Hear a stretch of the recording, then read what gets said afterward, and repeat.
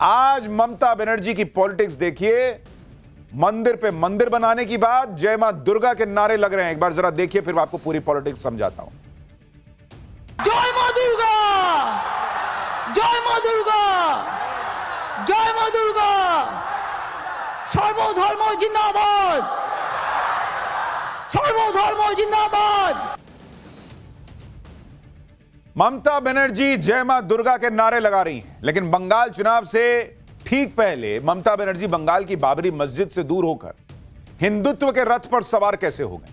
Public social media पर चर्चा कर रही है कि क्या परिवर्तन दिख रहा है कि बाबरी मस्जिद से दूरी और मंदिर मंदिर की बात, जय मां दुर्गा के नारे। आप देखिए ममता बनर्जी बंगाल में कैसे मंदिर पे मंदिर बनवा रही हैं, हिंदुओं के तीर्थों का विकास कर रही हैं। ममता बनर्जी ने कोलकाता में दुर्गा आंगन परिसर का शिलान्यास कर दिया। जनवरी के दूसरे हफ्ते में सिलीगुड़ी में महाकाल मंदिर की नींव रखने का ऐलान कर रही हैं। 5 जनवरी को हिंदुओं की तीर्थ गंगा सागर में पुल की नींव रखने वाली हैं। इससे पहले ममता बनर्जी ने दीघा में जगन्नाथ मंदिर का उद्घाटन कर दिया।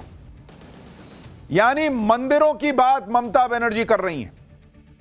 लोग पूछ रहे हैं कि इतने साल से बंगाल में राज में इतने मंदिर बनवाने का ये सुविचार जो है वो उनको अब आ रहा है। ममता बनर्जी बहुत सोच समझकर ऐसी ऐसी जगह मंदिर बनवा रही हैं जिससे वो बीजेपी के हिंदुत्व को काउंटर कर सके। जैसे बंगाल में महाकाल मंदिर की लोकेशन आप देखिए। ममता बनर्जी ने चुनाव से पहले सिलीगुड़ी में महाकाल मंदिर की नींव रखने की घोषणा कर दी। सिलीगुड़ी उत्तर बंगाल का प्रवेश द्वार है, जहां पिछले लोकसभा और विधानसभा चुनावों में बीजेपी ने टीएमसी का सूपड़ा साफ कर दिया था। उत्तर बंगाल में बीजेपी की पकड़ मजबूत है। इसकी बड़ी वजह वहां का पहाड़ी समुदाय, आदिवासी और गोरखा समुदाय के लोग हैं। भगवान महाकाल पहाड़ी समुदाय, गोरखाओं और उत्तर बंगाल के आदिवासियों को आराध्य हैं। ऐसे में माना जा रहा है कि मुख्यमंत्री ममता बनर्जी चुनाव से पहले महाकाल मंदिर की नींव रखकर उन्हें साधना चाहती हैं।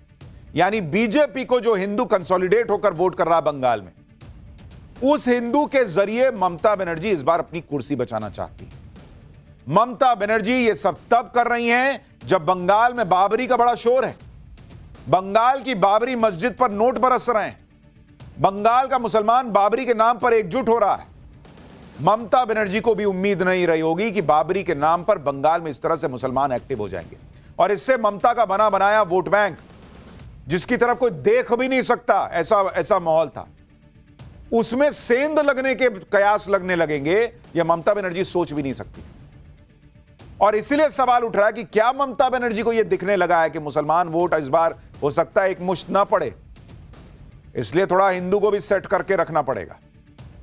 क्या इसीलिए ममता बनर्जी अचानक मंदिर मंदिर कर रही हैं?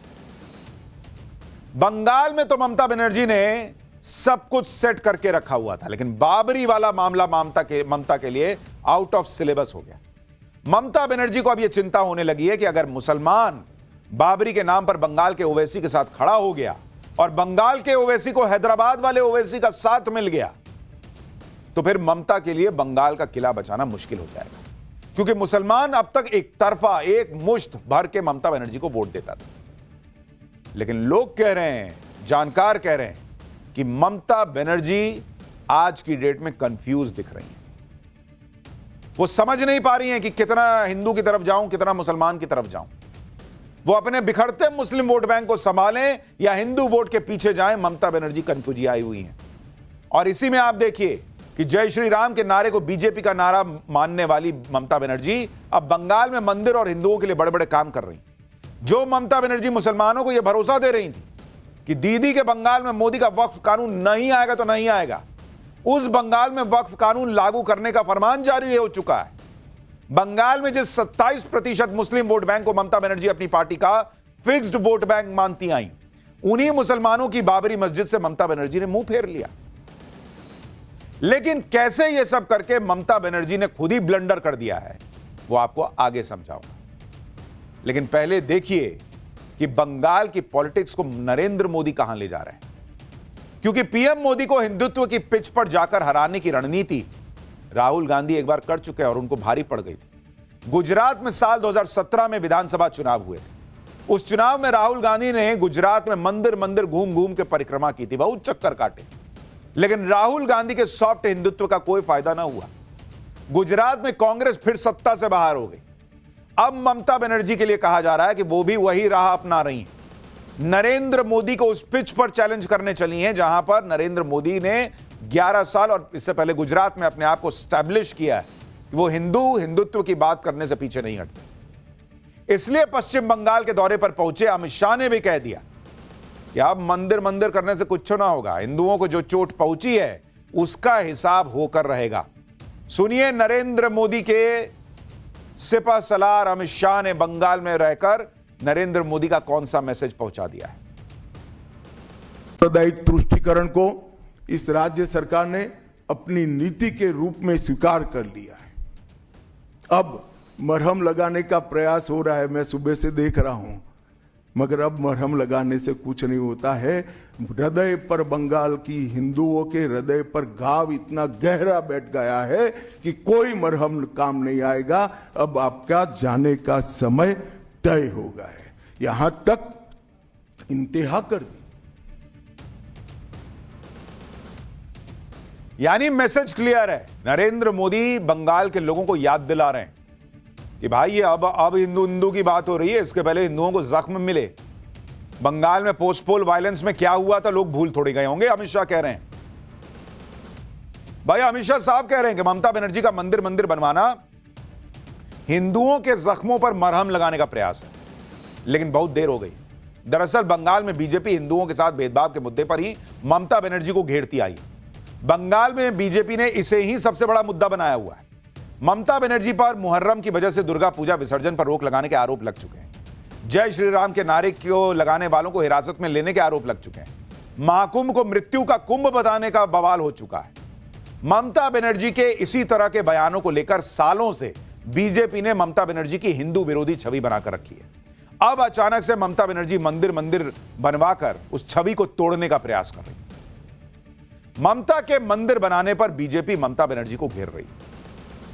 चर्चा हो रही है कि क्या ममता बनर्जी को समझ में आ गया है कि इस बार बंगाल में हिंदू का वोट कंसोलिडेट हो जाएगा और बीजेपी की तरफ चला जाएगा।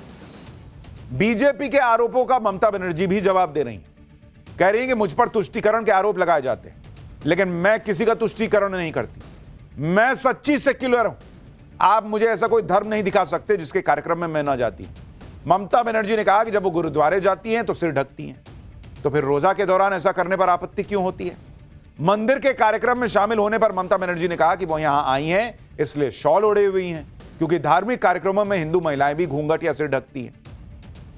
यही हमारी संस्कृति है। हर धर्म के अपने नियम होते हैं। ममता बनर्जी ने बंगाल में बाबरी मस्जिद से मुंह फेरने का जो आरोप उन पर लग रहा है, उसके बीच ये सब किया है। वो बैक टू बैक मंदिर बनवा रही हैं और फिर चाह रही हैं कि लोग उन्हें सच्चा सेक्युलर माने। यही ममता बनर्जी की पॉलिटिक्स का कंफ्यूजन है। लोग कह रहे हैं कि भाई अगर आपको इतना सबके साथ रहना है तो बाबरी से मुंह क्यों मोड़ रही हैं, उस व्यक्ति को पार्टी से क्यों निकाल रही हैं, उन पर एक्शन क्यों हो रहा है। अगर सेक्युलर है तो बाबरी के साथ भी खड़े होइए। मंदिर बनवाने की बात हो रही है तो बाबरी की बात क्यों नहीं कर रही हैं आप कि बाबरी भी बनवाऊंगी। यही ममता बनर्जी का कंफ्यूजन दिखाता है। ममता बनर्जी की दुविधा यह है कि बंगाल के ओवैसी हुमायूं कबीर ने खुद को बंगाल के मुसलमानों का नया नेता घोषित कर दिया। एक तरफ बंगाल के मुसलमानों का ध्रुवीकरण बंगाल के ओवैसी की तरफ हो रहा है, तो दूसरी तरफ हिंदू वोट नरेंद्र मोदी के नाम पर एकजुट हो रहा है। ऐसे में ममता बनर्जी के हाथ से मुसलमान वोट भी चला जाएगा और हिंदू वोट भी नहीं बचेगा तो उनकी कुर्सी संकट में आ जाएगी। ऐसे में ममता बनर्जी की टेंशन घटाने का मोर्चा उनके भतीजे और टीएमसी सांसद अभिषेक बनर्जी ने संभाल लिया। अभिषेक बनर्जी ने बंगाल के ओवैसी हुमायूं कबीर को मंदिर मस्जिद की पॉलिटिक्स छोड़ने की नसीहत दी है। सुनिए अभिषेक बनर्जी की नसीहत और उस पर बंगाल के ओवैसी हुमायूं कबीर का जवाब।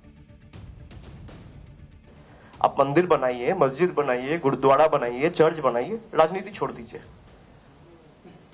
अगर आप पॉलिटिक्स कर रहे हैं, जनता की सेवा आपका एक लक्ष्य होना चाहिए। वो राजनीति तो पूरा है। वो पहले जगन्नाथ मंदिर बनाया, तो अभिषेक को बोलना चाहते हैं जो आपको किसी के पहले ये सब छोड़ने दीजिए, ये सब छोड़ा नहीं, ये बाकी सब बात आपको मान लेंगे। तो क्या हिंदू वोट पाने के लिए, क्योंकि अब आप बाबरी मस्जिद बना रहे हैं, मुस्लिम वोट आपकी तरफ चला जाएगा, तो क्या हिंदू वोट पाने के लिए दुर्गा आंगन बनाया जा रहा है? तो जितना ही दुर्गा आंगन बनाए, जितना ही मंदिर बनाइए, जितना ही वो दुर्गा पूजा में सहायता दे रही, वो अगले दिन चुनाव हारेगी हारेगी हारेगी।